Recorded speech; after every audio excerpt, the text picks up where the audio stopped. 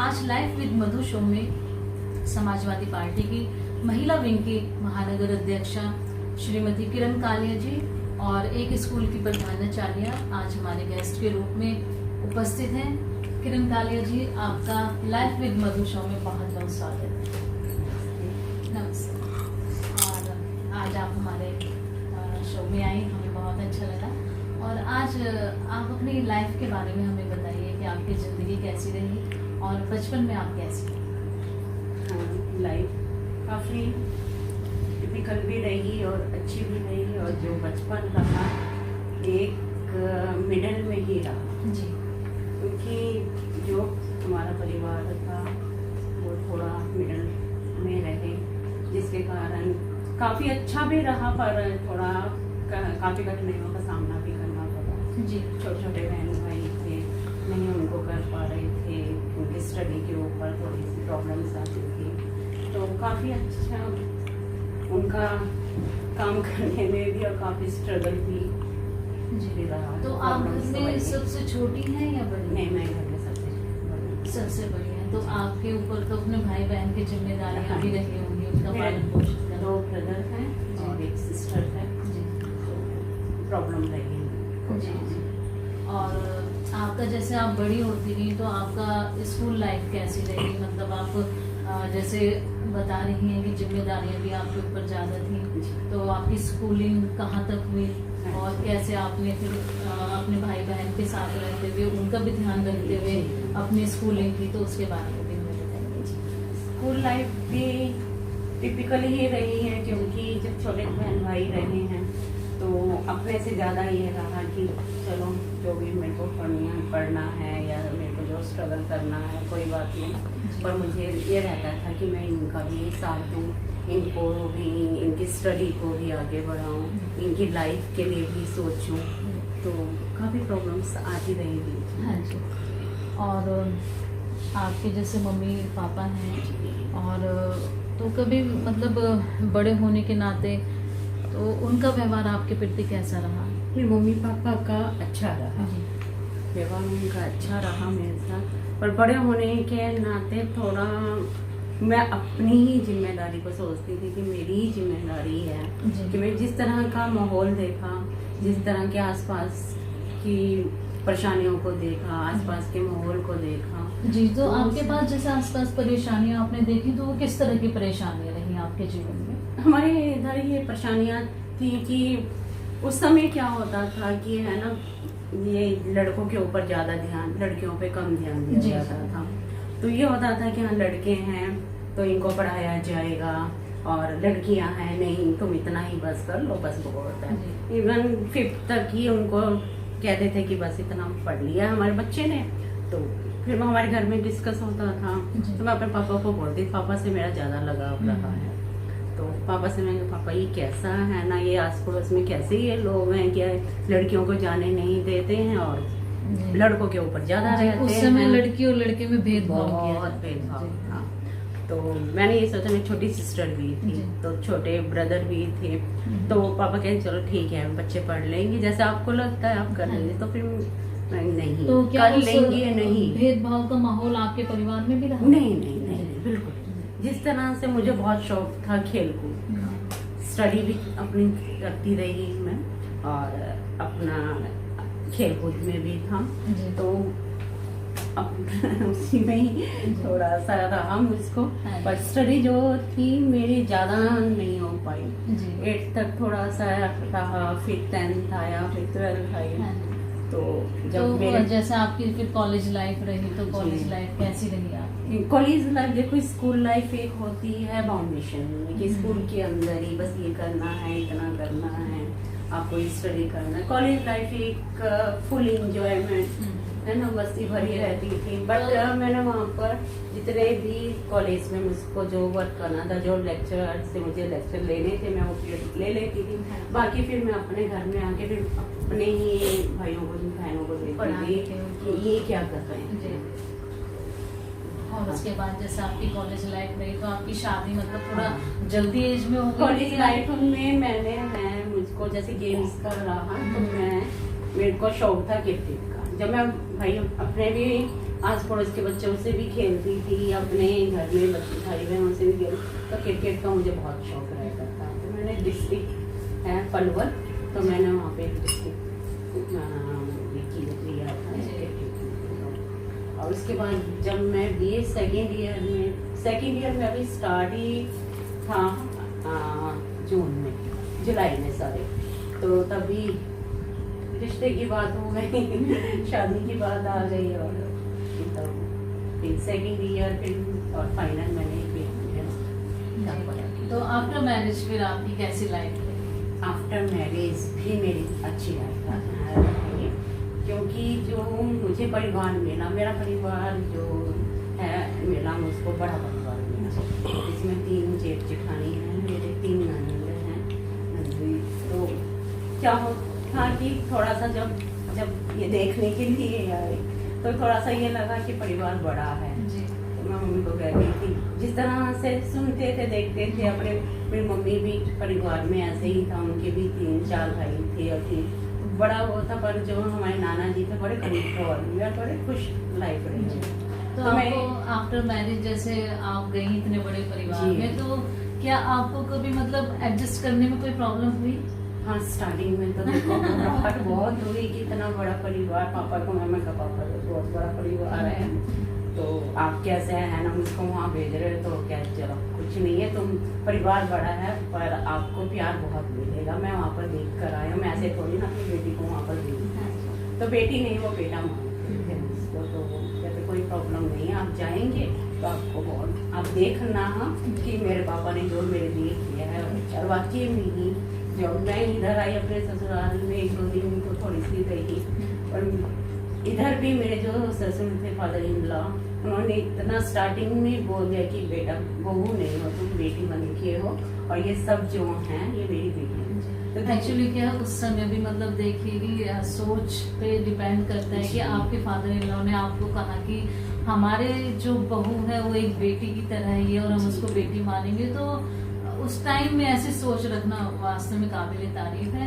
तो अब आप ये बताइए, जैसे आप अपना एक शादीशुदा लाइफ में अपना गुजर बसर कर रही थी, तो उसके बाद आपका जो राजनीतिक करियर शुरू हुआ और ये विचार आपका कहाँ से आया कि मुझे राजनीति में ही जाना है? पहले देखिए मेरे को ना शुरू से ही था समाज सेवा, समाज कहीं जिसकी प्रॉब्लम आ रही थी तो मुझे लगता था इनकी प्रॉब्लम को सॉल्व किया जाए, इनकी प्रॉब्लम को हटाया जाए, ज्यादा नहीं तो कुछ तो ऐसा करेंगी जो ये इनकी प्रॉब्लम सॉल्व हो जाए।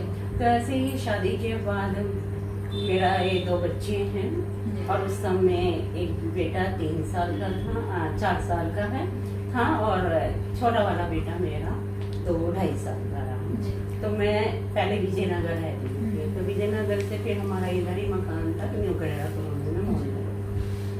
मैं इधर आ गई, इधर आके मैंने देखा कि हमारी कॉलोनी में हमारे इस साइड में एक महिला थी, काफी हिम्मत रखती थी, जिनका नाम चर्चाओं में बहुत रहता है, आप सब जानते हैं, राजदेवी जी। तो 2003 में मेरी मुलाकात उनसे हुई, और जो मेरे मन में होता था कि मैं इनकी सेवा करूं, ऐसे करूं, इनके लिए काफी प्रॉब्लम्स रही हैं, ये तो थोड़ा आगे सब ठीक ठाक नॉर्मल हो गया, लेडीज के लिए इतनी प्रॉब्लम नहीं है, पहले काफी प्रॉब्लम्स रही थी। तो उनको जब मैंने देखा तो मेरा ये लगता था जो मेरी अंदर की भावनाएं हैं वो इस लेडी में भी है। जी, तो आपने इस वजह से फिर राजनीति चुनी? हाँ, कि मुझे मैं ये चला। समाज सेवक कार्य राजनीति के माध्यम से भी कर सकती हूँ। जी, कि ये था कि राजनीति नहीं, मैंने सोचा था कि हाँ ये जैसे जाती हैं प्रॉब्लम सोल्व करती हैं, सबकी बातों को सुनती हैं, तो ये हम भी कर सकते हैं। तो धीरे धीरे मैं उनके साथ अटैच होती चली गई, और जो वो समाज सेवा समझ लीजिए या मैं उनका अटैचमेंट समझ लीजिए, वो राजदेवी जी के साथ मेरा आपकी शुरुआत हुई। किरण जी, जैसे राजनीति में रही आप और आपके सामने जैसे बहुत से लोगों की समस्या भी सामने आती रही, तो उन लोगों की समस्या का समाधान करने में आपको कभी किसी अधिकारी से मिलना हो या गांव के ही किसी प्रधान से मिलना हो, तो क्या कभी आपको ऐसी दिक्कतों का सामना करना पड़ा कि जैसे अधिकारी के पास गई हैं आप या गांव के प्रधान के पास गई हैं तो उन्होंने आपकी बात नहीं मानी हो, या अपनी उन लोगों की परेशानी उनके सामने रखने में उन लोगों ने कोई परेशानी आपको जी दिखाई हो तो इस तरह की भी हमें कुछ बताइए। हाँ, ये काफ़ी प्रॉब्लम्स आई। किसी तरह जैसे मान लो किसी अधिकारी के पास जाना, टाल मटोल करते रहना कि नहीं अभी नहीं, बाद में आना, ऐसा कुछ नहीं है, इनकी क्या परेशानी है, कुछ नहीं है, सॉल्व हो जाएंगी। और कोई समाधान उनसे नहीं निकला। फिर आपस में बैठ के हम लोग ने अपने ही एरिया में मीटिंग करना कि भी इस तरह से परेशानी है। तो मुझे ये लगा कि अधिकारियों के पास जाकर या इन बड़े लीडर्स के पास जाकर प्रॉब्लम सॉल्व नहीं हुई, और जो हमने वहीं पर ही बैठ के 8-10 बजे बैठ के उनकी प्रॉब्लम्स को सुना, उनकी प्रॉब्लम्स को देखा और रही, उनको सॉल्व भी किया। एक प्रॉब्लम मेरे यहाँ गया है कि मेरी पास साथ ही एक लेडी थी, उनकी बेटी थी, और बेटी इतनी क्वालिफाइड हुई कि MA BEd करी और वो 22 से 12 से, तो उसकी शादी थी फेब मंथ में 2 साल पहले। बट जैसे 1 जनवरी आई तो उनके ब्रदर की दोनों टांगे ट्रेन में आने से कट गई। तो जब वो कट गई तो बड़ी प्रॉब्लम्स रही, उसकी शादी को लेकर आई। उनके घर वाले, उनकी जो मदर इन लॉ थी, तो यही कि मेरे तो पोते की पैटर्न तुमको है ना शादी की लगी है। हमने समझाया कि नहीं, शादी देखो ठीक है, जो हो गया बच्चा ठीक है, पैर अब कट गई तो कह नहीं सकते, क्या कर सकते हैं। बट उस बच्चे की भी लाइफ देखिए कि उसके भी अरमान हैं, सपने हैं। एक बारी अगर रुकावट आ जाएगी तो मतलब ये हो नहीं उससे पाएगी। जिससे उनका रिश्ता हुआ था? नहीं नहीं नहीं, उनकी रिश्ता जो था वो अच्छे थे, उनसे अब इतनी, उनकी अपनी दादी है ना, नहीं चाह रही थी कि ये पोस्टपोन हो जाए।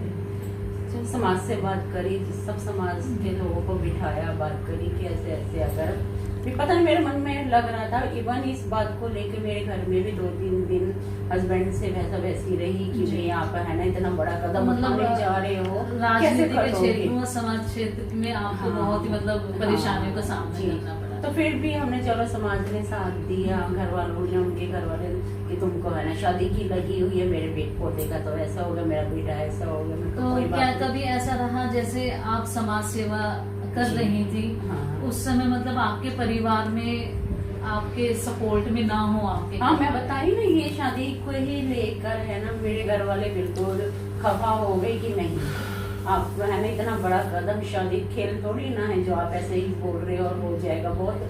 मैं कर नहीं, पता नहीं मेरा मन कह रहा है मुझको ही करना है। समाज से बात करी, चलिए उस बेटी की मैंने उसी डेट में शादी करवाई। चलिए, तो आपने बहुत ही अच्छा कार्य तो किया। सबने साथ दिया, सब में तो बड़ी ऐसी कई प्रॉब्लम्स आती थी।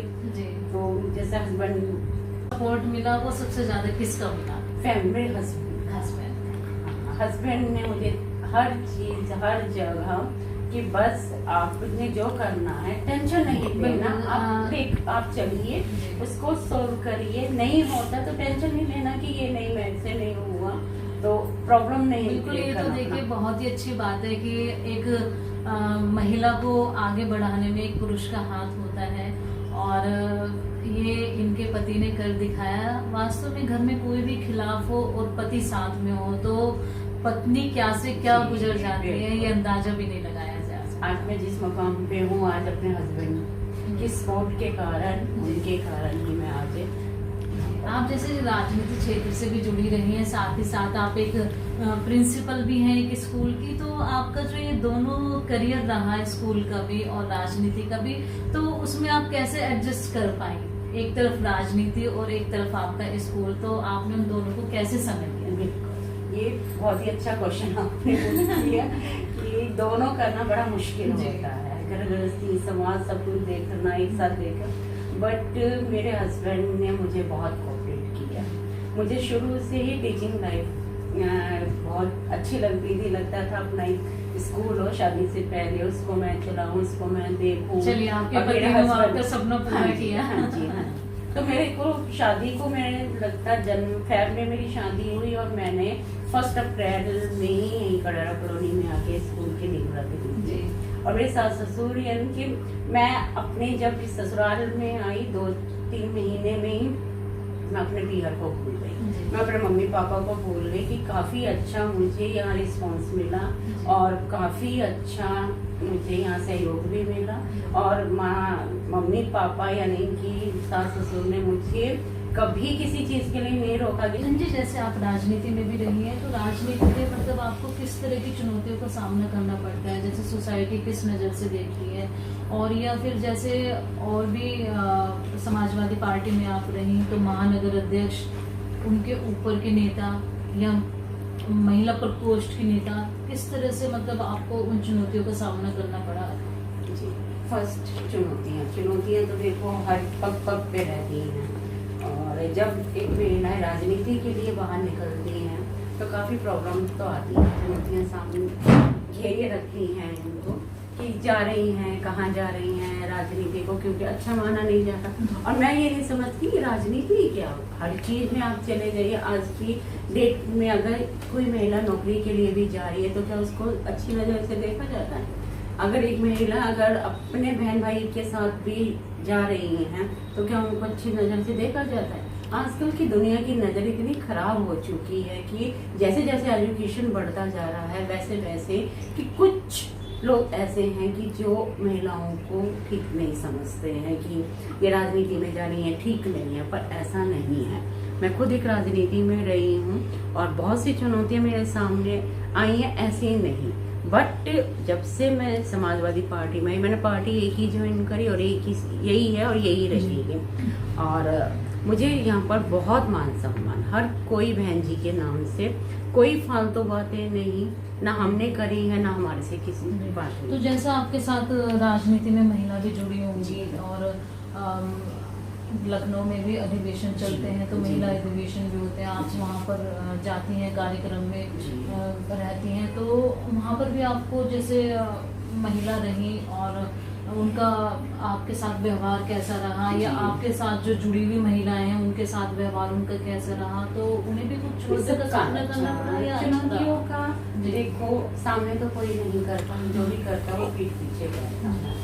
पर कुल मिलाकर जो ये महिलाएं मेरे साथ में रही, चाहे लखनऊ में रही हैं, चाहे यूपी स्टेट में रही हैं, चाहे अपने गाजियाबाद में रही, कुल मिलाकर ठीक रही। तो जैसे और भी अगर पार्टीज है, कांग्रेस हो गई, बीएसपी हो गई और आपका भाजपा हो गई, तो उनके लोग भी आपसे मिलते हैं और जो भी पार्टी से जुड़े हुए हैं तो वो किस नज़र से देखते हैं? नहीं, सब ठीक है, क्योंकि मेरा भी ये सबको मालूम है और उसी हिसाब से ही कभी किसी ने कोई इस तरह की मेरे साथ कोई बात नहीं करी है, ना हमने करी, कहने का मौका ही नहीं दिया, तो कोई क्या है ना, अपने पे भी निर्भर रहता। हाँ, आपने एक क्वेश्चन पूछ किया था महानगर जो अब से पहले मैं 20 साल से राजनीति में हूँ, मुझे मौका पर मैं राहुल भैया, अपने राहुल चौधरी जी का जो महानगर अध्यक्ष है, उनका बहुत तहे दिल से धन्यवाद करती हूँ कि उन्होंने मुझे समझा, मुझे महानगर अध्यक्ष बनाया।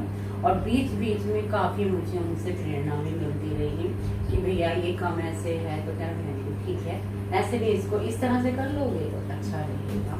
तो मुझे जो आज मैं इस मुकाम पर हूँ, सफलता पे हूँ, तो मेरे अध्यक्ष जी ने काफ़ी मुझको प्रोत्साहित किया और आगे बढ़ने के लिए भी कहा कि बहन जी आप थोड़ा सीधे ही हो तो कोई प्रॉब्लम नहीं है, आप अपना वर्क करिए, जो अच्छा है वो करना, ठीक है। और दुनिया क्या कहती है क्या नहीं कहती है उससे तो किसी को भी कोई लेना देना नहीं है, तो फिर अच्छा है। बिल्कुल आपने सही कहा। देखिए किरण कालिया जी ने राजनीति में भी जुड़े हुए जो इनके महानगर अध्यक्ष हैं या राजनीति में और भी पुरुष हैं, तो कहीं ना कहीं ये प्रेरणा रही है कि जो राजनीति में पुरुष प्रधान हैं तो वो भी कहीं ना कहीं महिलाओं को सम्मान देते हैं। और ये सबसे अच्छी बात है कि महिला चाहे किसी भी फील्ड में हो, चाहे वो डॉक्टर्स लाइन में हो, चाहे स्कूल की प्रिंसिपल हो, या फिर राजनीति क्षेत्र से जुड़ी हुई हो, या और भी अदर फील्ड हैं उनसे जुड़ी हुई रहती हैं। तो सबसे बड़ी बात यही होती है कि जो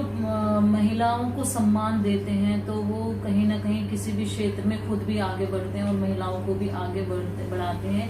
इसलिए महिलाओं को हर फील्ड में सम्मान देना बहुत जरूरी होता है, क्योंकि आजकल महिलाओं को बहुत से लोगों की सोच ऐसी होती है कि उनको कहा जाता है कि आप कुछ नहीं कर पाएंगे, आप पीछे रहिए, और नहीं उनको बढ़ने दिया जाता है किसी भी फील्ड में। तो ऐसे अच्छी बात है कि आप राजनीति से अगर महिलाएं चाहती हैं करने के लिए तो उन्हें पीछे हटाने वाला कोई, पर महिलाओं में अपने में दम होना चाहिए कि मैं ये कर सकती हूँ।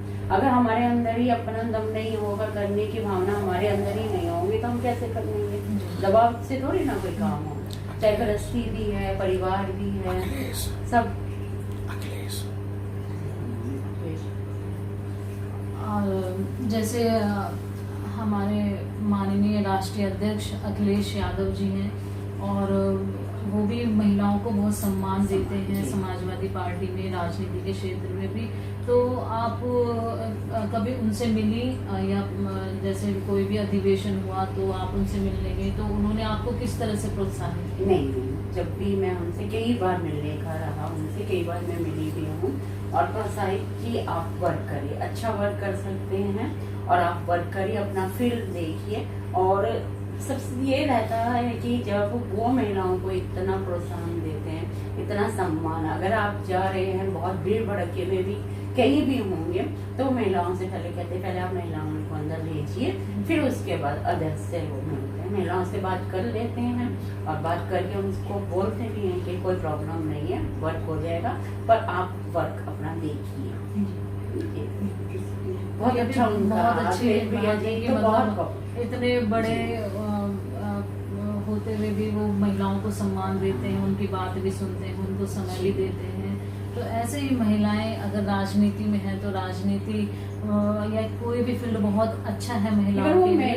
देखते भी थे महिलाएं खड़ी हुई हैं, नई भीड़ में जा रही है अलग, तो वो खुद आके है ना उनसे पूछते थे, या कोई पेपर वर्क होता था, कुछ होता था, तो खुद आके लेना कि आप ये दे दीजिए। तो काफी भीड़ में भी वो हमसे सबसे मिलते रहे, महिलाओं से काफी सम्मान। किरण जी, मैं बस यही चाहूंगी कि आप राजनीति से जुड़ी हुई हैं तो आपको आगे और भी सक्सेस मिले, और महिलाएं भी मतलब आपसे प्रेरणा लें कि आप जिस तरह से आपने अपनी लाइफ के बारे में बताया है, सारी चीज़ों के बारे में बताया है, तो बहुत सी बातें ऐसी होती हैं जो महिलाएं नहीं कर सकती, लेकिन महिलाएं जब